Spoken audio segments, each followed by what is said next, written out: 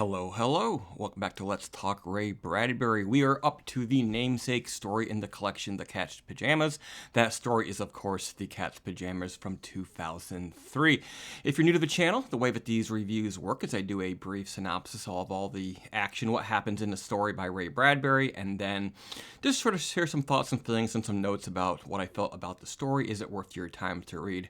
Did I like it? And eventually I'm hoping to read and review all of the roughly 600 short stories that the author wrote in his lifetime. All right, so on a dark, secluded highway, two cars happen to be coming in opposite directions, passing when they notice a small black kitten in the middle of the highway in the divider. Each car comes to a sudden stop.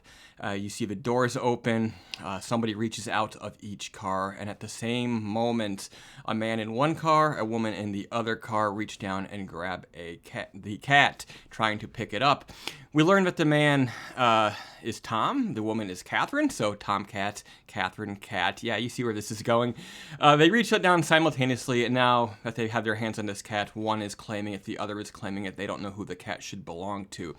They take the argument to a diner, which is about to close, and the waitress suggests that you could go to a hotel. A little bit spicy.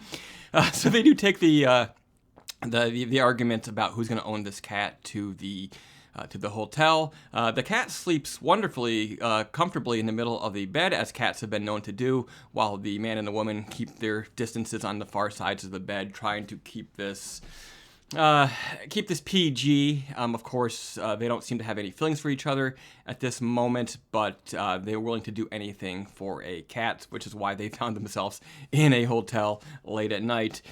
They begin sharing stories, increasingly interesting stories about why each of them deserves to own the cat. What we learn is that both of them had recently had cats who died, and they are in need of a new companion in their life. And this goes on for some time. Eventually, they fall asleep, and when they wake up, we learn that the woman has moved over slightly in the bed. The cat hasn't moved at all, but she has drawn herself closer to the man and to the cat. So this is an interesting little comedy. It's really a rom-com at its heart, sort of told at a hyper velocity, just a matter of a few pages, and we get this whole relationship. I love that a cat in need is able to bring two people together, or two people in need are able to be brought together over a cat. The idea that is central to this story, however, is the idea that cat people can learn everything they need to know about each other over their interactions with cats, and telling these stories about how they interacted at various points in their life.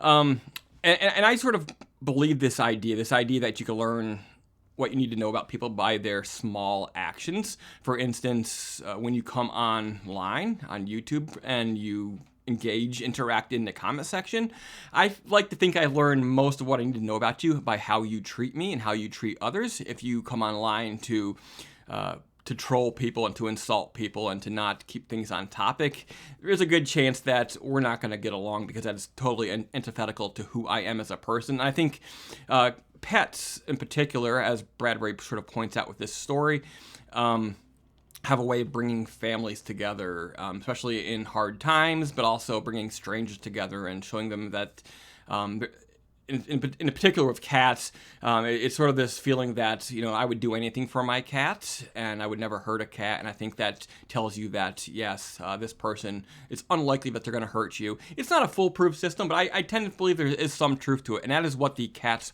Pajamas is all about. Yeah, I really like this story. I think it's worth your time, whether you're a cat lover or not. I think it tells you something about the human condition, and Bradbury did very, very well on this one. Bradbury himself was a renowned cat person. Oftentimes you'd see him do interviews from his office, and there'd be a cat on him or a cat behind him on the couch, and it was really quite cute. And I'm a cat person myself. Our current cat, who we've had for 3 or 4 years at this point, came to us just before the pandemic. She'd been abused, she'd been neglected, she'd been in and out of shelters, and it took her a couple of years to really get to trust us and to love us, but it was worth it. And I think that you can do some good in your life by loving a cat or a dog yourself. All right, then. Next time, we'll be reading Triangle from 1951. The curious thing about this story is that if you have this edition of the collection, it doesn't actually appear in the table of contents. It was a typo. I did read that it does appear in some different editions of the collection, but not in this one. So for me, it was sort of a surprise that, where did this story come from? But that would be Triangle from 1951, so tune in next time. And until then, show some love to a cat, because it may inform how your future loved one feels about you. See you later.